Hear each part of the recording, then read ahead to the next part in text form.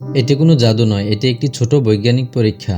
বালিতে কিছু অ্যালকোহল ঢালুন, তারপর তাতে চিনি ও সোডার মিশ্রণ ঢেলে দিন এবং আগুন দিন। আপনি একটি প্রাচীন ফেরানো সাপকে আহ্বান করতে পারবেন। একটি কালো বেলুনকে একটি সাদা বেলুনের মধ্যে ঢুকান এবং দুটিকে আলাদাভাবে বাতাসে ভরুন। সূর্যের আলোতে নিয়ে যান এবং একটি ম্যাগনিফাইং গ্লাস দিয়ে ফোকাস করুন। এতে কালো বেলুনটি সাদা বেলুনের ভেতরে বিস্ফোরিত হবে। একটি কলম লেবুর রসের মধ্যে ডুবিয়ে কাগজে লিখুন। লেখাগুলো প্রথমে অদৃশ্য থাকবে, কিন্তু গরম করলে স্পষ্ট হয়ে উঠবে। এটিই হলো নির্বাক বইয়ের রহস্য।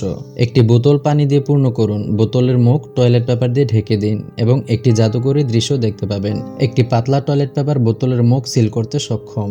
একটি পাত্রে 3 ভাগ বালি এবং 2 ভাগ স্টার্চ এবং 1 ভাগ সাবানের পানি মিশিয়ে দিন। আপনার পছন্দের রং যোগ করুন এবং তৈরি হয়ে যাবে একটি মজাদার ও চাপমুক্ত স্পেস স্যান্ড। যে কোনো একটি ডিম সংরক্ষণ করুন এবং সাদা ভিনেগারে ভিজিয়ে 1 রাত রেখে দিন। পরদিন এটি বের করলে দেখতে পাবেন একটি স্বচ্ছ, মজাদার এবং স্থিতিস্থাপক সংরক্ষিত ডিম।